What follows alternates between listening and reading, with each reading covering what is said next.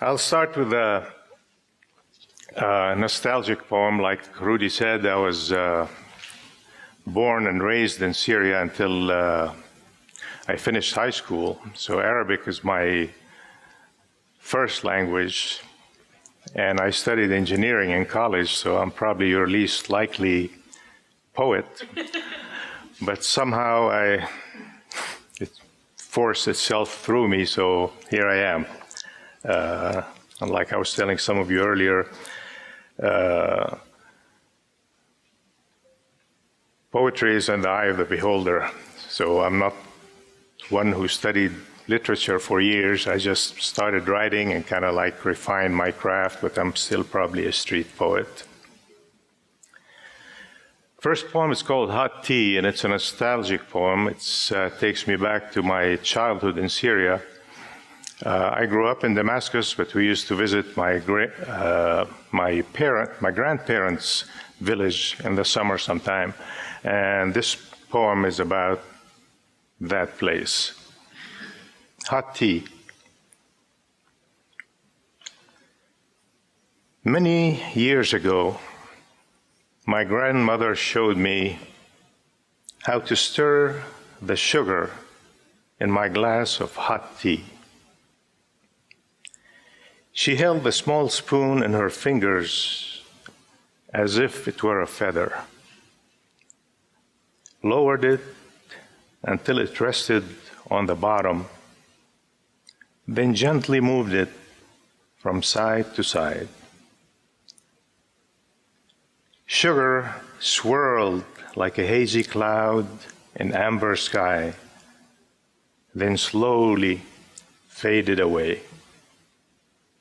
I had been spinning the spoon round and round, turning the hot liquid into a whirl, spilling some of it over the rim.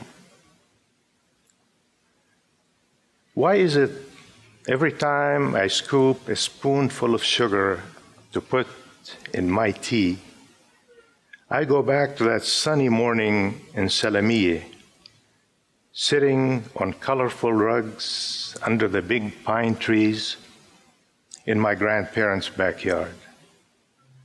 I start to move the spoon in circle, then change, side to side, and momentarily get lost in the turbulent, sweet cloud inside.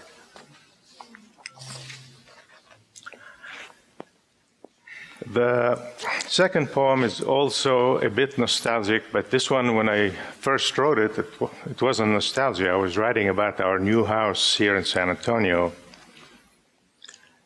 But it has been 30 years plus, so now when I look at it, it is nostalgic. The poem, the word encino is in the poem. For those of you who may not know it, it means oak, and that was the name of, or that is the name of the street we live on, Encino Brook. So, and the title of the poem is Ghosts.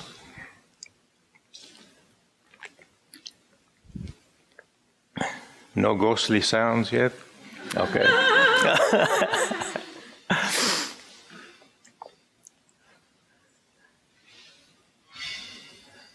Hey, that's good. Our house is not old enough to have ghosts haunting or tinkering at night. The only spirit you may encounter here are those of old encinos and cedars that gave us room to roost, that gave us room to root in the white rock of the hill country. They come whispering to old friends, now with trimmed St. Augustine at their feet. Someday, long after we're gone, another man, another woman will be living here under this great sloped canopy. Their eyes will meet the gaze of a curious midnight moon through wakeful high windows. Even then, my big brown recliner will wait, facing the white rocks of the fireplace. It will creak under the weight of my invisible body. They will hear it, stop, wonder. Another sound, a long swish, as if someone is blowing over the edge of a hot cup of tea. Ghosts of old Encinos returning.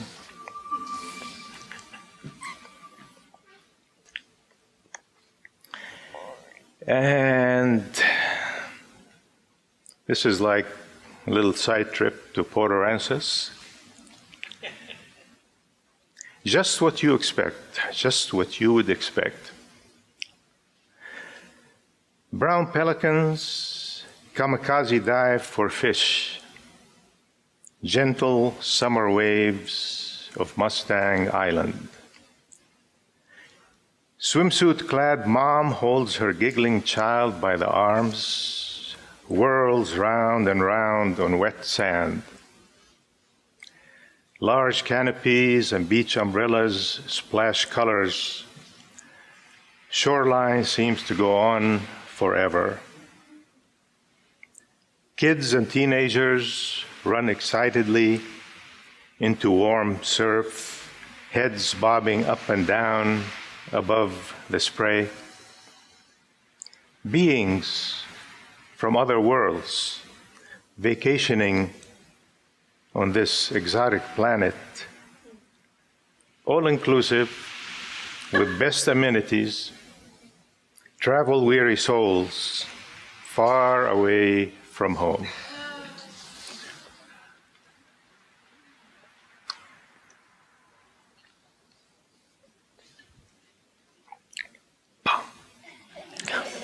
I keep wanting music, but they want to listen. That's fine.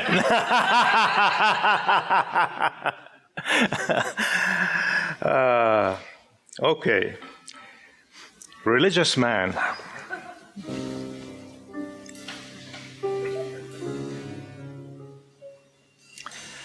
For the record, I am a religious man. I bow to no old religion or trendy New Age fad. My temple and my reverence are my inner domain.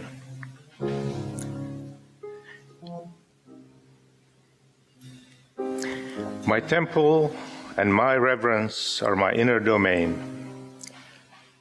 There's a truth beyond all that appears to be. Silent intelligence inside and out. From it emanates what I call I am. No robe, collar, or turban.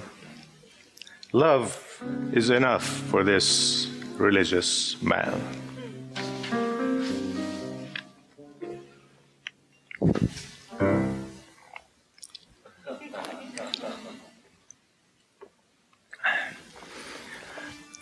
Give me a sign if I'm running over.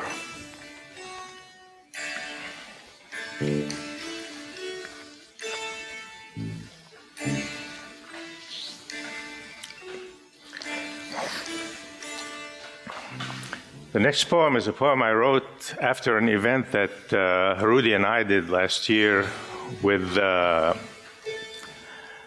group of dancers. It was called Waiting for the Moon. And it's titled Dancers. I wrote it basically for them.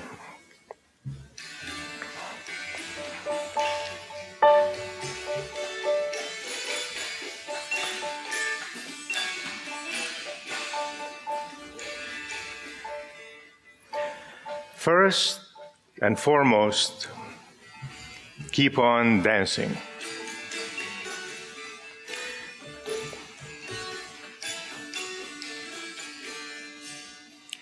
This tear-stained world needs you.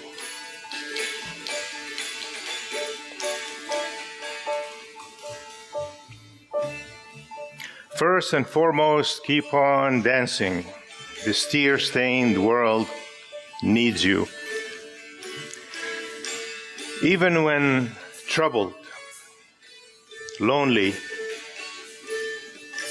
or feeling trapped by a nightmare, remember, there's always a way out.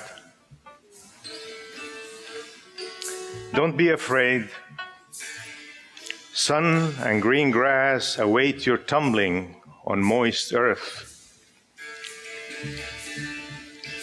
No need to wrap your wakefulness around your spirit.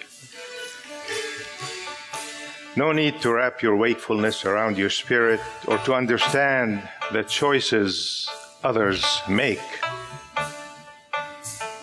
Let the music dance you into definitions you can embrace.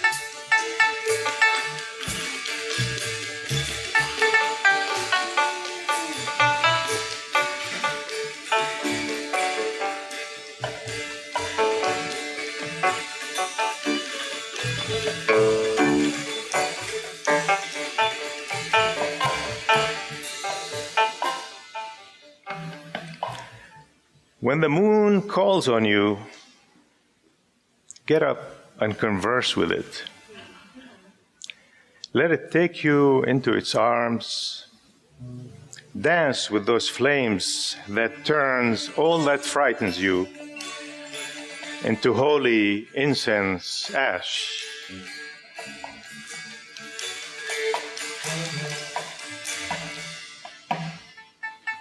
Don't give up on humankind. Be mindful of your own compassion.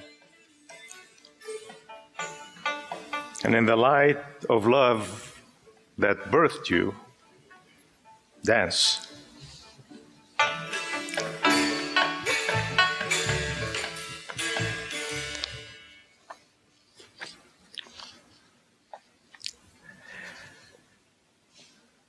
Okay, like I told you, I'm an engineer by training, so science creeps into my poems, and I want to read you one of those poems that we're almost there. Okay, this is a long one. Maybe I'll read it. Just the introduction to this one is that I'm convinced now that the majority of people, even though they call themselves Christians or Muslims or Hindus, they're doing that as a ritual, but deep inside they have gotten to where they believe like science is the religion. You know, people will not be cheating and scheming and lying and doing all the horrible things if they really believe that God's going to judge them and put them in hell. They just believe that there's a theory of evolution, science is telling us everything, the material world is what we have out there. But anyway, in science we trust. We take it for granted science presents us with facts, reproduced in laboratories, proven with mathematical equations, demonstrated with observable evidence.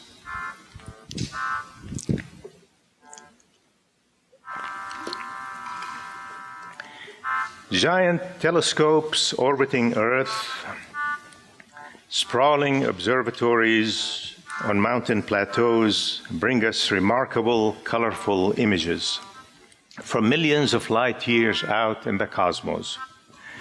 We look with awe, listen to scientists tell us gleefully what the universe is made of, how it began, how it will end.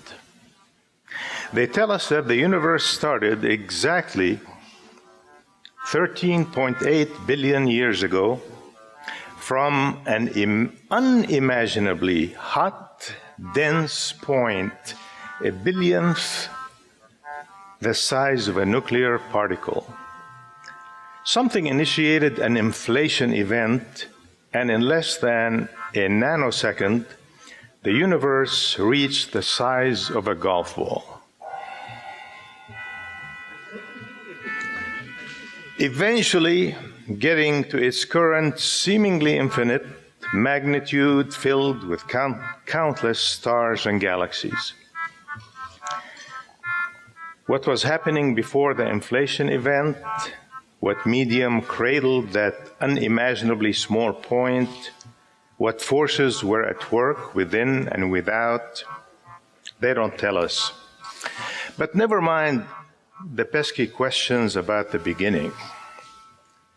How much does science know about the universe as it exists today? According to the latest scientific findings, 24% of the universe is made up of a mysterious dark matter, perhaps exotic particles formed right after inflation. Another 71.5% is dark energy, an unknown field or property of space that counteracts gravity. What is left is less than 5%. That is the stuff we can discern out there: star, dust, gas. Science cannot even explain or account for how galaxies are held together. In conclusion, over 95% of the universe around us is mysterious, dark, exotic, and unknown. Science is useful and often enjoyable, but beware of letting science tell you who you are. I want to finish with one poem I want to read. It's called Prayerful. We all have had a loved one that was either sick or in trouble, and we felt ourselves needing to pray or being in this prayerful state of mind. So this is to everybody who ever prayed for a loved one.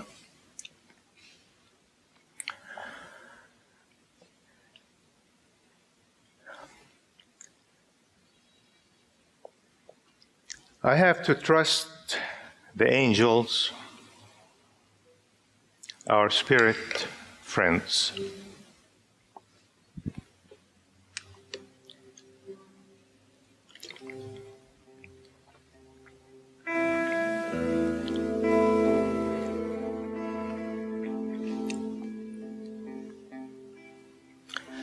I have to trust the angels, our spirit friends.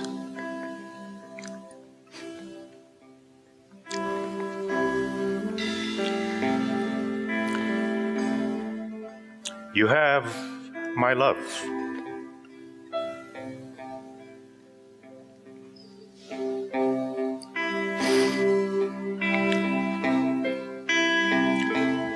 You have my love, my every prayer.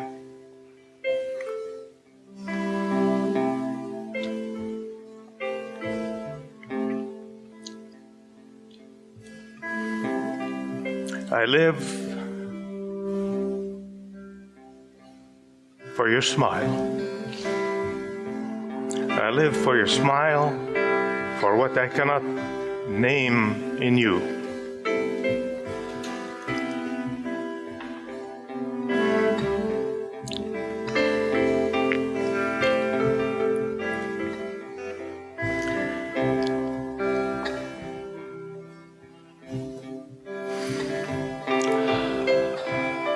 I do my best, yet I beseech the universe.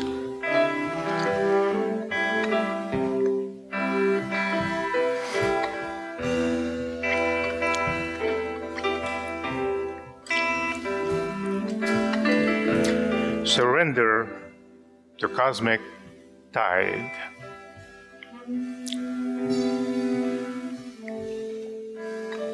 Hard to imagine celestial intelligence.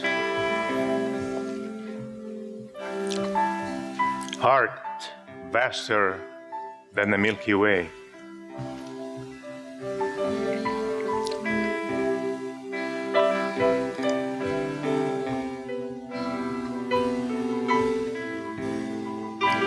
I do not pretend to understand, but my love for you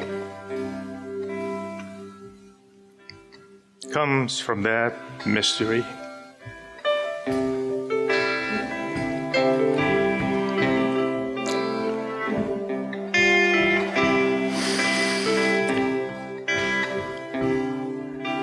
Like flowers in a rolling field,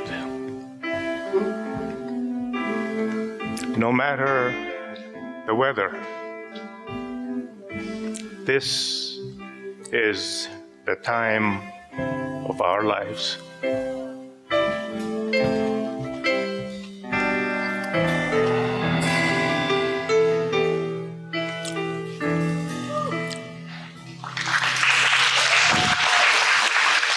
Thank you very much. Thank you.